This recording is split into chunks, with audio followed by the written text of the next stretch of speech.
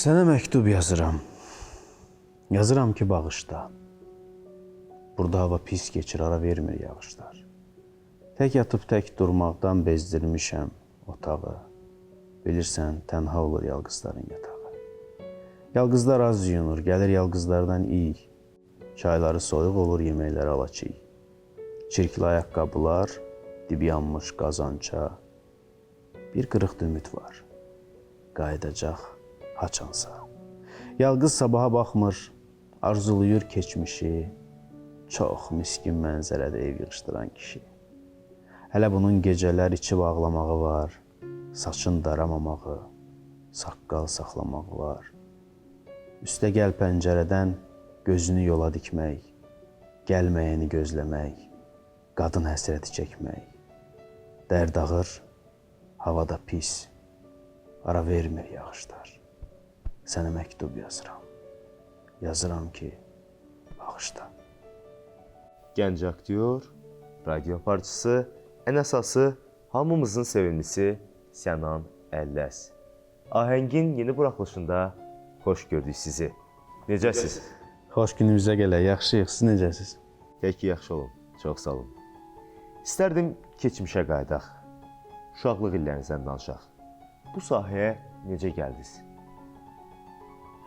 Uşaqlıq illərimdə inanmazdım ki, mən nə vaxt aktyor olacağam. Heç bu barədə düşünməmişəm, heç vaxt.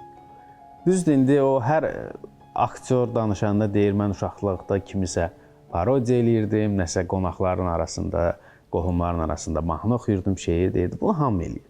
Bu bağçada da eləyirsən, bunu məktəbdə, bunu hamı eləyir.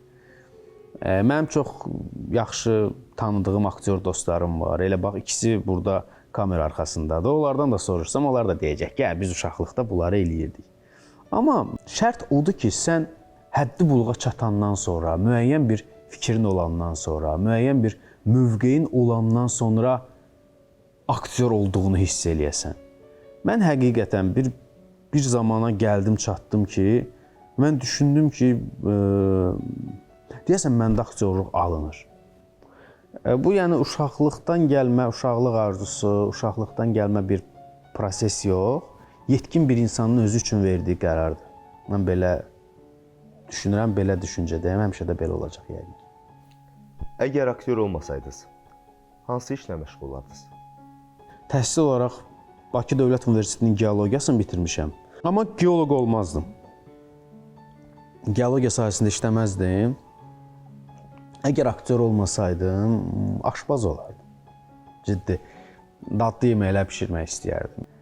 Öz mətbəxim olsun, o mətbəxdə gələn qonaqlar üçün öz yeməklərimi bişirim, öz fantaziyalarından irəli gələn milli yeməklərə müxtəlif fərqli toxunuşlar eləyim. Aşpaz olardım yəqin ki.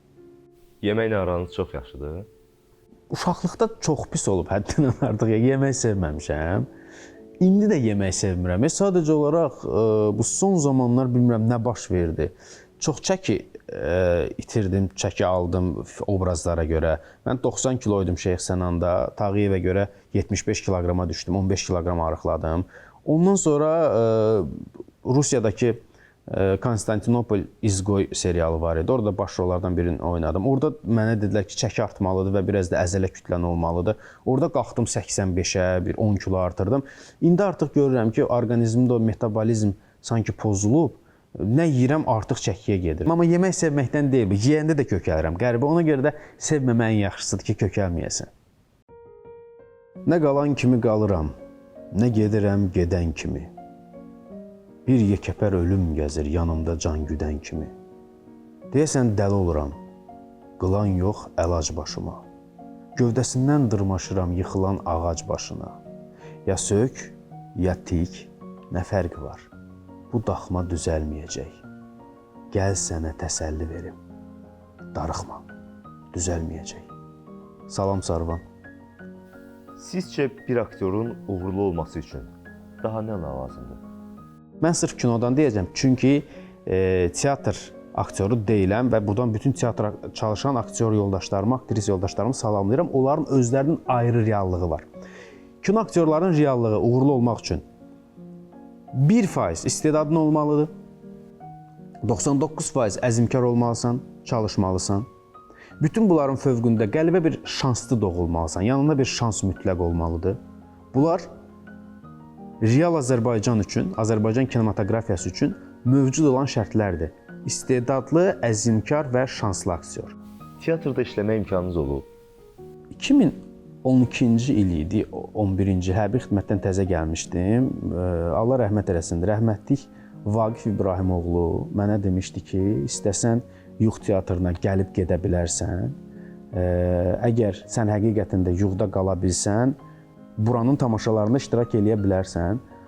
O zaman üçün nəsə biraz çılğınlıq, gənclik və fikrimin başqa yerdə olması səbəbi ilə getmədim Yuğ teatrına və bir də gördüm ki, Azərbaycanın böyük teatr rejissorlarından və Azərbaycanın teatrını fəlsəfə ilə birləşdirən böyük teatr xadimlərindən olan Vaqif İbrahimoğlu dünyasını dəyişdi və mənim Yuğ teatrından elə getmədim, yəni alınmadı.